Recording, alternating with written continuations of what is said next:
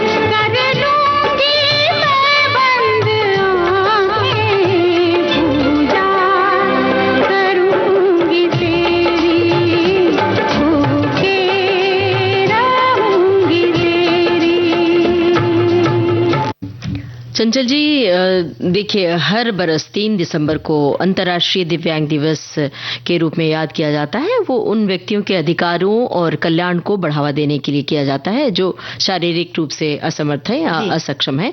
ये दिन दुनिया भर के लोगों पर दिव्यांगता के आर्थिक, सामाजिक और सांस्कृतिक प्रभावों के बारे में जागरूकता बढ़ाने के लिए है कि लोग इस ओर सजग हों कि उनके भी कुछ राइट्स होते हैं, उनके भी अधिकार होते हैं, समाज में उन्हें भी बाकायदा साथ बराबरी का दर्जा दिया गया है। जी ममता जी, और दिव्यांगता यानी कि शारीरिक रूप से अगर आप असमर्थ हैं तो ये जो स्थिति है इसे इस रूप में परिभाषित किया जाता है, यानी कि वो लोग काफी हद तक कमजोर हैं या निर्बल हैं।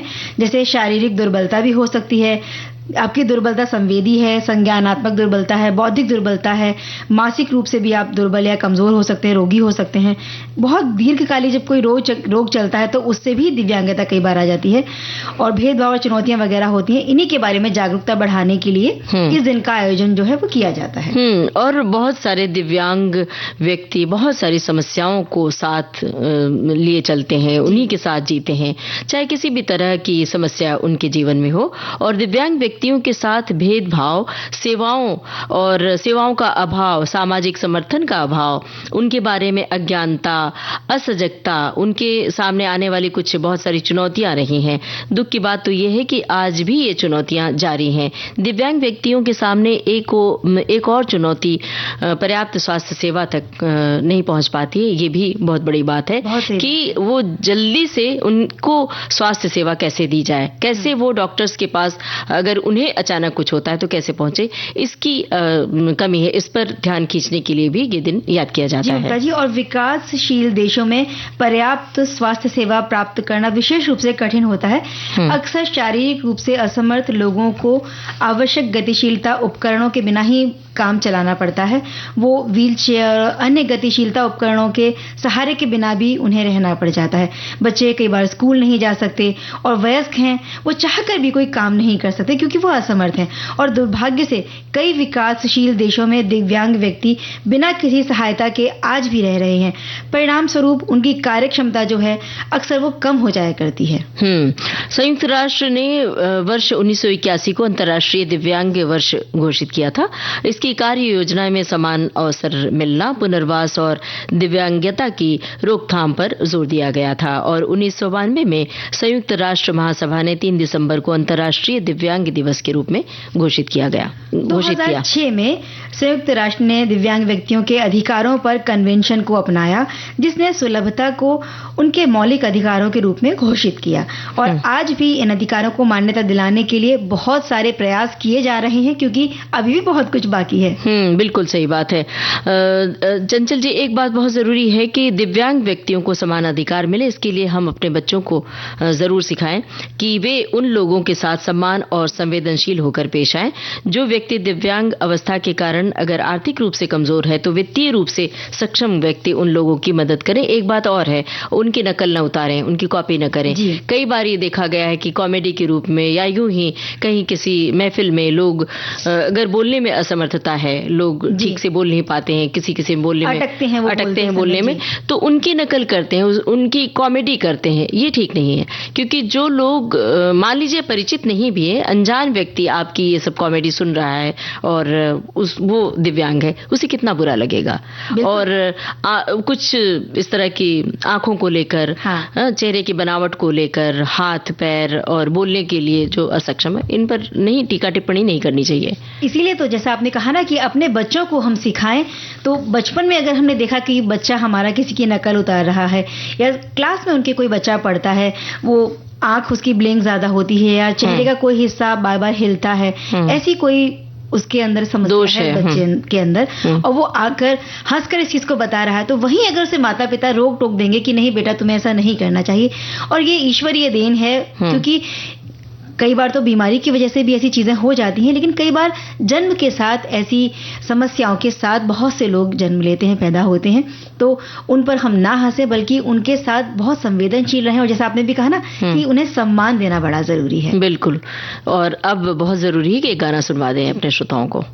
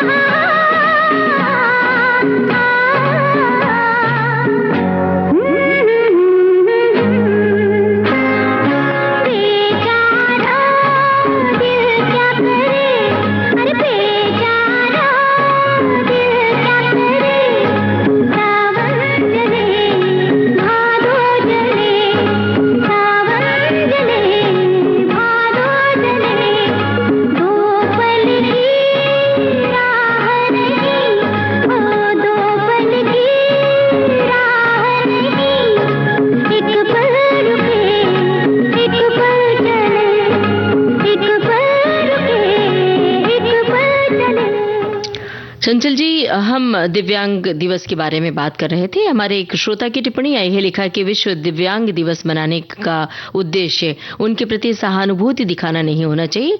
इससे उनका आत्मविश्वास डगमगाता है, उनका हक उन्हें मिलना चाहिए। सरकार ने भी अपनी ओर से उनके लिए बहुत सारी स्कीम शुरू की है, लेकिन हमें भी उनके प्रति अपने कर्तव्यों का पालन करना चाहिए और उनका भी ध्यान इस ओर दिलाना चाहिए। हमारे श्रोता ने इसी बारे में लिखा है कि ये दिवस दिव्यांग लोगों के लिए जागरूकता बढ़ाने, उनके लिए जो मुद्दे हैं उनके अधिकारों को बढ़ावा देने के लिए मनाया जाता है और ये दिवस समाज में ऐसे व्यक्तियों के प्रति सहानुभूति और सोच समझकर उन्हें बढ़ावा देने के साथ सम्मान के अवसर और समान अवसर देने पर जोर देता है। एक श्रोता ने और लिखा है कि विश्व दिव्यांग दिवस बहुत खास है क्योंकि ये हमें याद दिलाता है कि हमारे समाज में रहने वाले दिव्यांग लोगों के लिए भी वही अधिकार और सपने हैं जो किसी अन्य व्यक्ति के होते हैं। इस दिन का मुख्य उद्देश्य लक्ष्य लोगों को जागरूक करना है, भेदभाव कम करना है और सुनिश्चित करना है कि दिव्यांग लोग भी जीवन के हर क्षेत्र में पूरी तरह से हिस्सा ले सकते हैं। हमारे श्रोता लिखते हैं कि दिव्यांगधारी मनुष्य के विकल अंगों को दिव्य बनाकर उन्हें भी समाज की मूल धारा में लाने की योजनाओं के साथ हर साल, इस साल भी हम ये विश्व स्तर पर इस दिन को मना रहे हैं। इस दिवस के पीछे मूल वैश्विक विचार यही है कि कोई भी अशक्त और विकल अंगों वाले अपने अंगों की दिव्यता का एहसास हो उन्हें और इसी के अनुसार मिलने वाली सुविधाओं के साथ वो खुद को मूल धारा में लाने के लिए हमेशा अग्रसर रहें। इसी के तहत बहुत सारे सामाजिक और सरकारी योजनाओं द्वारा भी उन्हें अभिषिक्त किया जाता है। इस दृष्टिकोण से ये दिवस बहुत महत्वपूर्ण है विश्व स्तर पर। और अगर इस तरह की बातें हम ध्यान में रखें और लोग, समाज इसका ध्यान रखें तो निश्चित रूप से आत्मविश्वास बढ़ेगा। और जो दिव्यांग हैं उन्हें कई बार टूटते हुए देखा है, अपने हौसले से पस्त होते देखा है, तो उनके भीतर आत्मविश्वास पैदा करना घर वालों की पहली जिम्मेदारी होती है। उसके बाद स्कूल, समाज और सबकी जिम्मेदारी होती है। कई बार लोग स्कूल जाने में असमर्थ होते हैं तो उन्हें प्रोत्साहित करना चाहिए और उनके स्कूल जाने की व्यवस्था करनी चाहिए। और ये जब अगर वो सामान्य तौर पर स्कूल में पढ़ रहे हैं तो बच्चों को ये सिखाना चाहिए कि उनके साथ भेदभाव या दूरी ना रखें।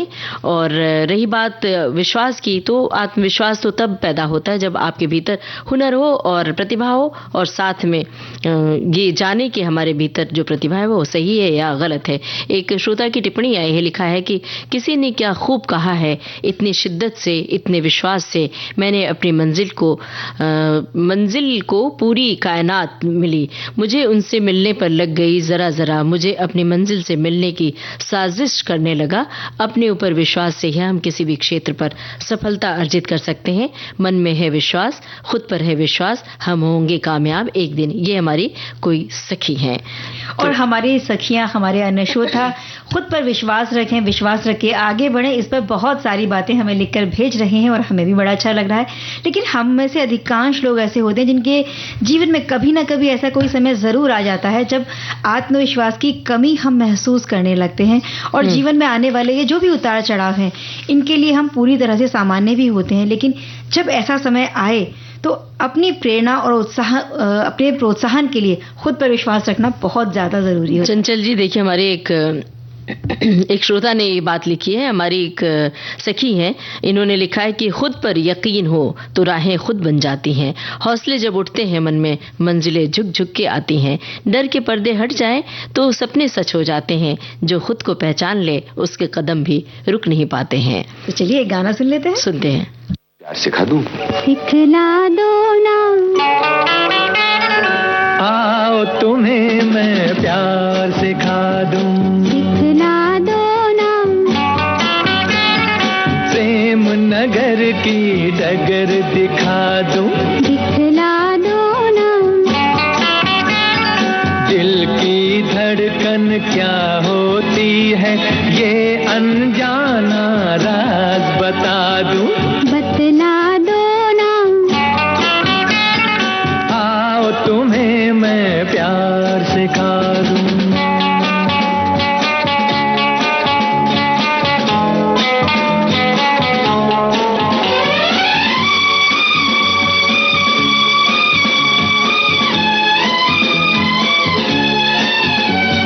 पहले धीरे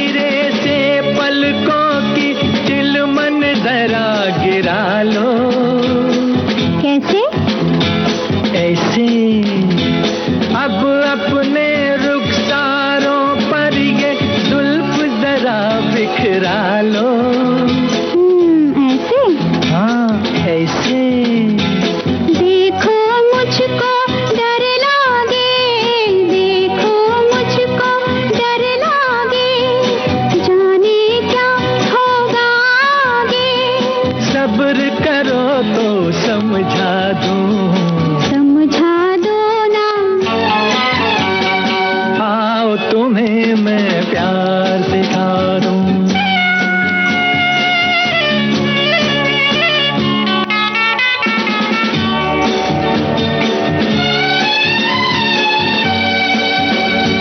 छोड़ के बेगानापन अब तुम मेरे पास आ जाओ। आ गई, लो आ गई। भूल के सारी दुनिया इन बाहों में खो जाओ। ना ना ना ना ना, ना बाबा ना। प्यार नहीं होता ऐसे, प्यार नहीं होता ऐसे। होता है फिर वो कैसे? ठहरो तुमको समझा दूं। समझा दो ना। आओ तुम्हें मैं प्यार सिखा दूं। सिखला दो ना। प्रेम नगर की डगर दिखा दूं। दिखला दो ना।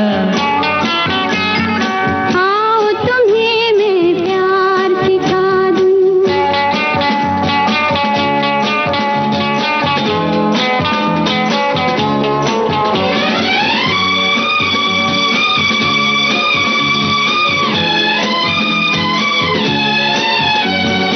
फूल की खुशबू, पवन की सूरत, कभी आँख से देखी। नहीं तो तन तो देखा, मन की मूरत, कभी आँख से देखी। नहीं नहीं।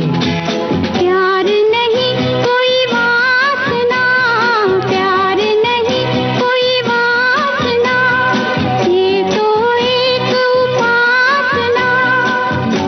समझे? नहीं समझे? आओ तुम्हें मैं समझा दूं। समझा दो ना। आओ तुम्हें मैं प्यार सिखा दूं। सिखला दो ना। आओ तुम्हें मैं प्यार सिखा दूं। आओ तुम्हें मैं प्यार सिखा दूं।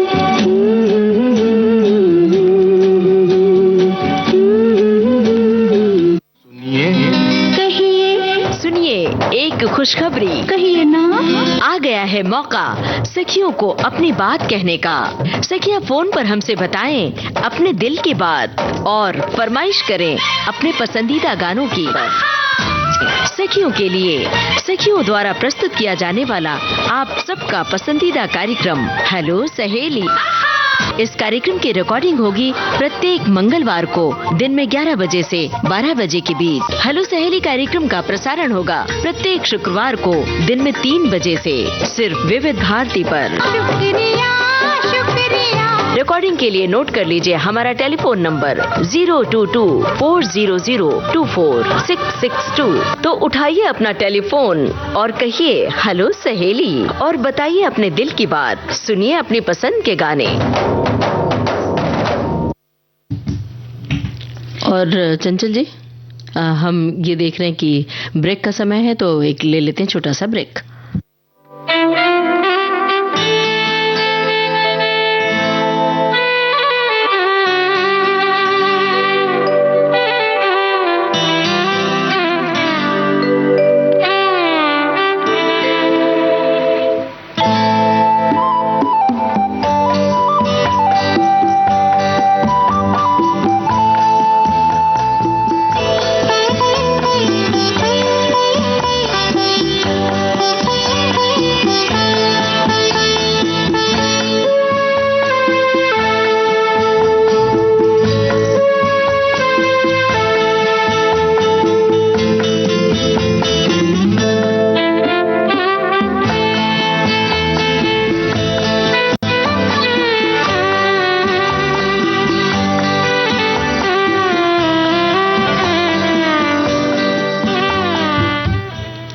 विविध भारती से यह है कार्यक्रम सखी सहेली और हम बात कर रहे थे आत्मविश्वास की। चंचल जी गुम हो गई हैं टिप्पणियों में कि श्रोताओं की टिप्पणी आ रही है, क्योंकि विश्वास खुद पर रखकर आगे बढ़ना है। इस पर हमारे श्रोता बड़ी अच्छी अच्छी बातें लिखकर भेज रहे हैं। हमारे श्रोता ने लिखा है, हम भले तो जग भला, खुद पर विश्वास करना भी सफलता की पहली सीढ़ी है, क्योंकि ये आत्मविश्वास, प्रेरणा और लक्ष्यों को प्राप्त करने की क्षमता प्रदान करता है।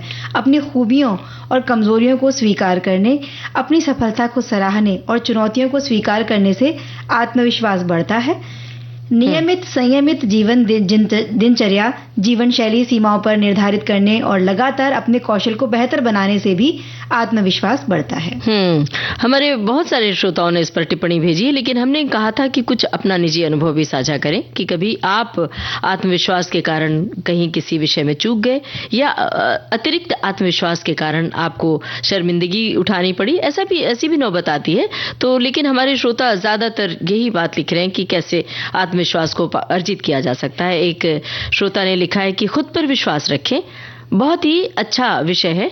हर इंसान को जीवन में किसी न किसी संघर्ष से गुजरना पड़ता है, खास करके युवा अवस्था में तो युवाओं को खुद पर विश्वास रखना बहुत जरूरी है और साथ साथ वो जिस भी ईश्वर पर भरोसा करें उन पर भरोसा करें और मंजिल को जरूर प्राप्त करें, ये मन में बिठा लें। युवाओं को इसलिए आत्मविश्वास की जरूरत होती है कि कई बार लक्ष्य का चुनाव कर लेते हैं और फिर उन्हें लगता है कि अरे ये तो हमसे नहीं हो पाएगा और वो अपना रास्ता बदल देते हैं लक्ष्य की ओर जाने का। फिर पता चलता है कि वहां तो और गड़बड़ हो गई, फिर तीसरी जगह। तो ये जो है ना बदलाव मन के भीतर, इससे उबरना चाहिए। जैसे अगर आपने कहा ना कि उन्हें लगता है कि हमने कुछ गलत चुनाव किया है, सिर्फ हमें नहीं लगता, कई बार हमें ये एहसास करवाया जाता है, दूसरे लोग हमें कहते हैं कि अरे तुम ये काम नहीं कर पाओगे, घर वाले नहीं होगा, परिवार वाले, परिवार के लोग भी होते हैं, कुछ हमसे जो ईर्ष्या रखने वाले लोग होते हैं वो भी होते हैं। लेकिन अगर हमें विश्वास है कि हम इस काम को कर सकते हैं और फिर जब हम सफल होकर दिखाते हैं तो वो उनके लिए एक कहते हैं ना कि बहुत बड़ा जवाब होता है उनके उस बात का जो उन्होंने हमें हतोत्साहित करने के लिए कही थी। सही बात है। कुछ लोग जानबूझ के आपको चाहते हैं, नीचे गिराना चाहते हैं, तो आप उनकी बातों को नकारात्मक बातों की ओर ध्यान न दें, अपने विश्वास को डगमगाने न दें। एक श्रोता ने क्या, हमारी एक सखी है जिन्होंने टिप्पणी लिखी है, विश्वास का संबंध आपके नजरिए से होता है।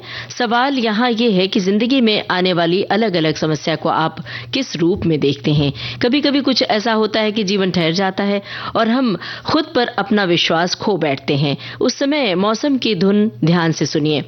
हर मौसम कुछ कहता है। बसंत ऋतु पतझड़ में शोक नहीं मनाती। पेड़ अपने गिरे पत्ते का सिकुड़ा हुआ खाल देखकर दुखी नहीं होता, बल्कि उनको विश्वास है कि ये सब आने वाले कल के लिए नएपन की निशानी है। तो सोचिए, कौन सी ऐसी चीज है जो हमारे हौसले को हरा दे। खोए हुए मन की सरगम को फिर से बजा देने की कोशिश है खुद पर विश्वास का न टूटने देना। क्या बात है। और हमारे श्रोता लिखते हैं कि खुद पर विश्वास रखने का अर्थ है कि आप जो हैं जैसे हैं खुद को स्वीकार कर लेते हैं, अपनी क्षमताओं पर भरोसा करते हैं और अपने जीवन पर नियंत्रण रखते हैं। आप अपनी खूबियों और कमजोरियों को अच्छी तरह से जानते हैं और अपने बारे में एक सकारात्मक दृष्टिकोण रखते हैं। ये दृढ़ विश्वास है कि व्यक्ति जीवन की चुनौतियों का सामना करने और सफल होने की क्षमता भी रखता है।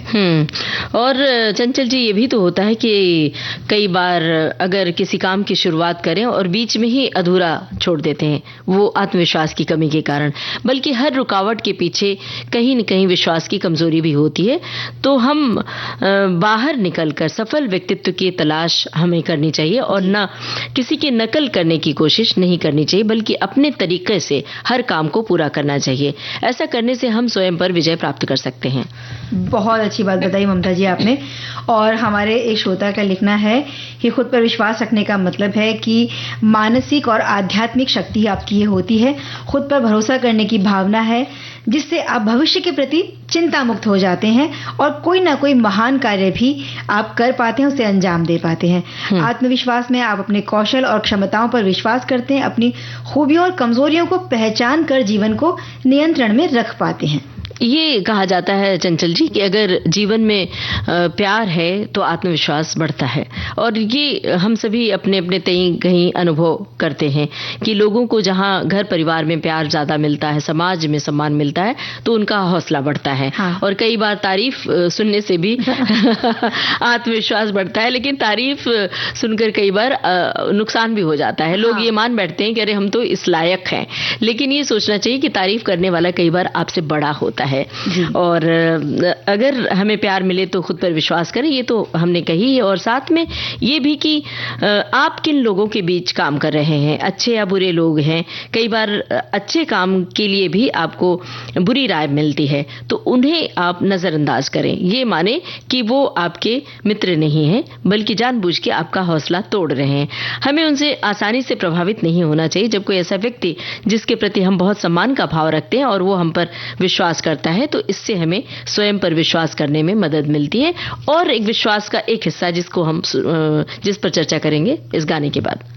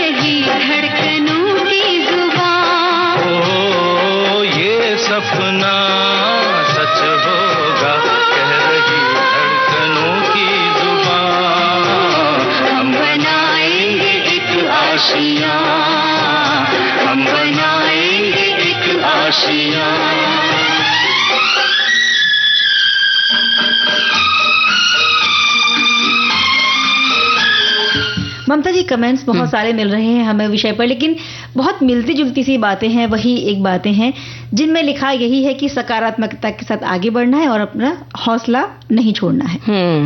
और पंछियों की बात थी ना इस गाने में, दो पंछी दो तिनके। तो जैसे पंछी घोंसला बनाते हैं, एक एक तिनका जोड़ते हैं, कभी उनको हौसला टूटते हुए नहीं देखा हमने। तो ऐसे इंसान के भीतर भी होना चाहिए। लेकिन आंधी कितनी तेज चलती है, हाँ। लेकिन जब कोई पंछी अपना घोंसला बना रहा है तो कितनी भी आंधी उनका तिनका उड़ा के ले जाए, लेकिन वो घोंसला जब तक पूरा नहीं होता वो हार नहीं मानते। बिल्कुल। और एक हमारे श्रोता लिख रहे हैं कि आपकी सकारात्मक सोच और आपकी सकारात्मक नजरिया, आपका खुद पर विश्वास ही आपके सपनों को पूरा करता है, जबकि आपकी नकारात्मक सोच, आपका खुद पर विश्वास न रखना खुद ही सपनों को आगे बढ़ने नहीं देता है। इसीलिए कहा गया है कि मनुष्य अपना मित्र स्वयं है, अपना शत्रु भी स्वयं है। कि यदि वो खुद पर विश्वास नहीं रखता तो वो अपना स्वयं का शत्रु बन जाता है। और हाँ, कुछ कहने जा रही हैं आप सपने जरूर देखिए, उन्हें पूरा करने का हौसला भी रखिए। और जब मैं ये बात सोचती हूँ ना, तो शाहरुख खान की एक फिल्म है, उसका बड़ा फेमस डायलॉग है, वो मुझे जरूर याद आता है कि जब आप बड़ी शिद्दत से किसी चीज को चाहते हैं तो पूरी कायनात आपकी मदद करती है उस चीज को पाने के लिए। और शाहरुख खान के लिए ये बात बहुत मशहूर है कि जब नए नए आए थे तो समंदर के किनारे उन्होंने नरीमन पॉइंट पे बैठ के कहा था कि एक दिन ये पूरी मुंबई सपनों की नगरी मेरे हाथ में होगी फिल्मों के लिए। तो ये होता है, मतलब इतना बड़ा हौसला होता है। और हालांकि इसमें मुकद्दर भी शामिल है, आपकी मेहनत के साथ साथ, और आपकी प्रतिभा हुनर तो है ही है। एक बात और है विश्वास में, जो विश्वास जिस पर जैसे हम इंसान पर भरोसा करते हैं, विश्वास करते हैं, कई बार भरोसा टूटता है इंसान से, इंसान धोखा दे देता है। हम आंख मूंद के सोचते हैं कि ये व्यक्ति हमारा अपना है और ये जो जो कह रहा है हम आंख मूंद के उसके पद चिन्हों पर चलते चले जाते हैं। और जब धोखा मिलता है तो विश्वास जो टूटता है तो उस विश्वास की भरपाई कभी नहीं हो पाती है। बिल्कुल सही कहा आपने। और जब बातें विश्वास की हो रही हैं ममता जी, तो हम देखते हैं कि कितने सालों तक हमारे देश ने गुलामी सही, लेकिन जो हमारे स्वाधीनता के सिपाही थे, जो सेनानी थे, उन्हें विश्वास था कि एक दिन हम अपने देश को इन अंग्रेजों के चंगुल से जरूर आजाद कर लेंगे। कितने सारे लोग थे जिन्होंने कुर्बानियां दी और बहुत सारी क्रांतियां की, तब जाकर कहीं हम आजाद हो पाए। और बुधवार का दिन हम ऐसे ही एक स्वतंत्रता सेनानी को याद करते हैं, और आज हम याद करेंगे जयदेव को। लेकिन उन्हें याद करने से पहले एक गीत सुन लेते हैं।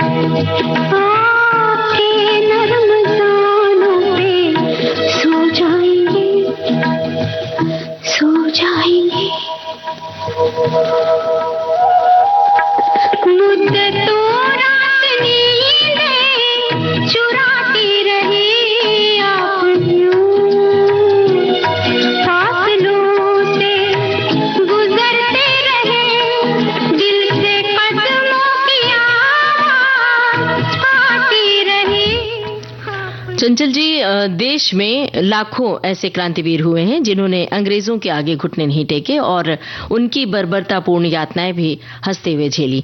ऐसे ही क्रांतिवीर और स्वतंत्रता सेनानी थे जयदेव कपूर, और हमने गाने से पहले जिक्र भी किया था कि इनके बारे में हम थोड़ी जानकारी देंगे। वे हरदोई के रहने वाले थे। स्वतंत्रता संग्राम में हरदोई के सेनानियों की बहुत ही अहम भूमिका रही है।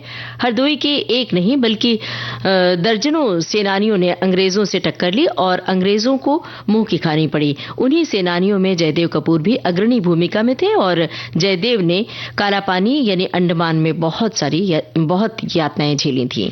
शाहबाद के एक मध्यम वर्गीय परिवार में 1908 में उनका जन्म हुआ। उनके पिता शालीग्राम कपूर और मां गंगा देवी बहुत ही सीधे साधे से लोग थे और बाद में उनका परिवार हरदोई शहर के मंगलीपुरवा में रहने लगा। जयदेव कपूर ने 1925 में हाई स्कूल, इसके बाद डीएवी कॉलेज कानपुर से इंटर किया। बाद में बनारस हिंदू विश्वविद्यालय काशी से बीएससी की पढ़ाई की और इसके बाद वो इंजीनियरिंग कॉलेज बनारस में के छात्र भी रहे। और जब मालूम है आपको ये बात कि जब चौरी चौरा कांड हो गया तो असहयोग आंदोलन समाप्त करने की घोषणा से आजादी की लड़ाई में पूरी तरह से डूबी हुई जनता में उथल पुथल मच गई थी।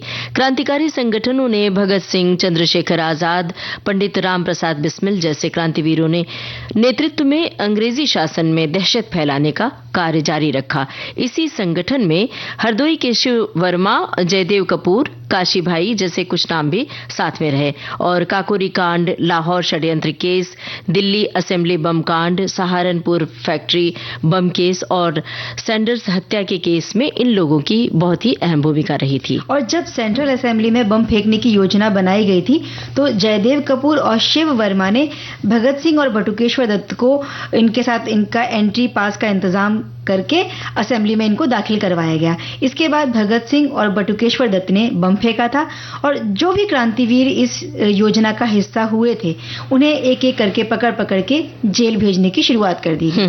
और साल 1928 में पकड़े जाने पर 1946 तक अलग अलग जेलों में और अंडमान में कालापानी में जयदेव कपूर और शिव वर्मा रहे। सीपी पांडे और काशी भाई ने दिल्ली बम कांड में 10-10 बरस की सजा काटी। इन सभी क्रांतिकारियों ने जेल में बहुत सारी यातनाएं झेली। अंडमान में जयदेव कपूर को रोजाना 30 बेंत मारे जाते थे। वहां उन्होंने 60 दिन की भूख हड़ताल भी की थी, जिससे शासन बिल्कुल हिल गया था।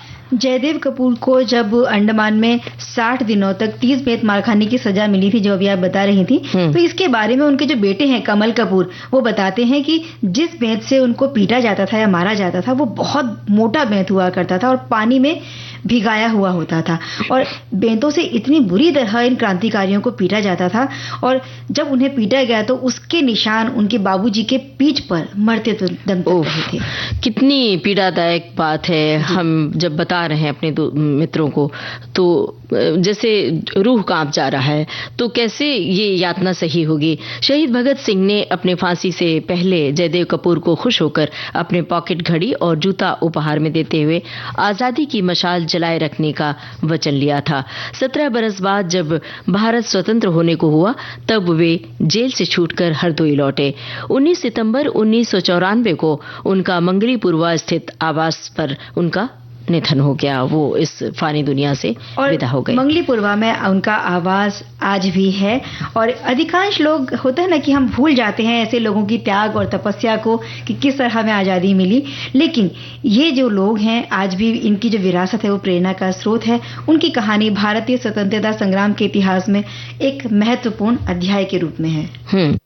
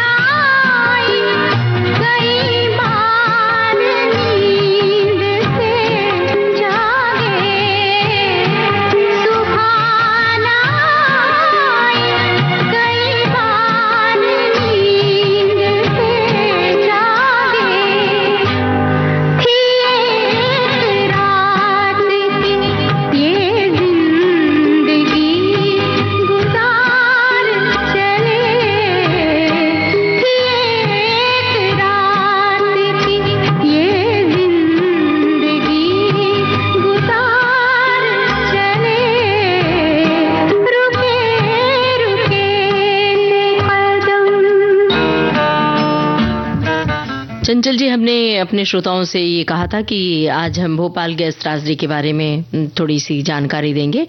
तो 1984 में हुई भोपाल गैस त्रासदी का कारण बहुत से लोगों ने इसकी वजह से जान गंवाई। आज का दिन उनकी याद को समर्पित है। ये त्रासदी 2-3 दिसंबर 1984 की रात को हुई थी, जब भोपाल के यूनियन कार्बाइड प्लांट में मिथाइल आइसोसाइनेट गैस का रिसाव हुआ था और इस दुर्घटना में तकरीबन 5 लाख लोगों ने अपनी जान गंवाई थी। ये त्रासदी उस समय तक ही सीमित नहीं थी, बल्कि आज भी इसके दुष्प्रभाव वहां देखने को मिलते हैं। वायु प्रदूषण के दुष्प्रभावों को जानने की दृष्टि से ये दिन काफी अहम है और इससे हम प्रदूषण को जो तकलीफ होती है, दिक्कतें होती है, प्रदूषण की ओर हम ध्यान खींचते हैं। और कल के सखी सहेली में भी इस पर हमने चर्चा की थी। और ममता जी, हमारी सखी ने बड़ी अच्छी एक व्यंजन रेसिपी भेजी और ये है चावल के कोफ्ते। चावल के कोफ्ते बनाने के लिए सामग्री चाहिए 100 ग्राम चावल, लाल मिर्च, काली मिर्च, गरम मसाला पाउडर, इलायची पाउडर, चीज़ या पनीर और 200 ग्राम दही, धनिया पाउडर, भुने हुए प्याज और अदरक लहसुन का पेस्ट, तलने के लिए तेल, नमक स्वाद अनुसार। इन्होंने मसालों की मात्रा नहीं लिखी और वो अच्छा भी है, आप अपने स्वाद के अनुसार कम ज़्यादा कर सकते हैं। इसे बनाने के लिए चावल को धोकर उबालकर ठंडा करके उसमें इलायची पाउडर, काली मिर्च और थोड़ा सा नमक डालकर अच्छे से मैश कर लें। 15 मिनट तक उसको रखें। फिर चीज़ या पनीर को अच्छे से मैश कर लें और चावल वाले मिश्रण में गोलियां बनाकर मैश की हुई चीज़ को गोली बनाकर उसके अंदर भर दें और सुनहरा होने तक इसको तल लें। फिर प्याज वाले पेस्ट में अच्छी तरह से उनको भूनकर थोड़ा सा देसी घी मिलाकर उसमें काजू का पेस्ट या फिर फ्रेश क्रीम धनिया मिलाकर थोड़ा सा गरम मसाला और सभी सामग्री डालकर अच्छे से भून लें और थोड़ा बीच बीच में पानी मिलाकर 10 मिनट तक इसको पकाएं। धीमी आंच पर जब ये ग्रेवी तैयार हो जाए तो उतारकर कोफ्ते ऊपर से उसमें डालकर हरा धनिया और ग्रेटेड चीज डालकर इसे सर्व करें। ये चपाती और चावल दोनों के साथ ही बड़ा स्वादिष्ट लगता है। बड़ी अलग तरह की ये रेसिपी है, हमें लगता है कि इसे जरूर बना के आजमाना चाहिए। बस हाँ, इन्होंने ये नहीं लिखा कि उसमें चीज स्ट्रिप या चीज क्यूब इस्तेमाल करना है, तो वो अपने हिसाब से हम प्रयोग कर सकते हैं। अब सुने गीत। बिल्कुल।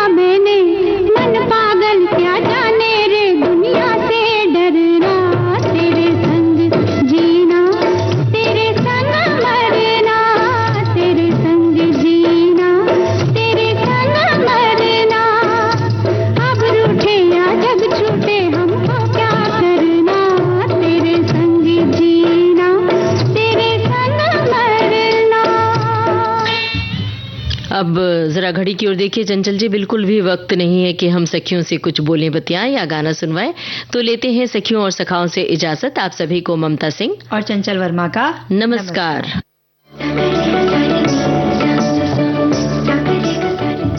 सखी सहेली कार्यक्रम की प्रोड्यूसर अनुश्री पाठक। सखी सहेली।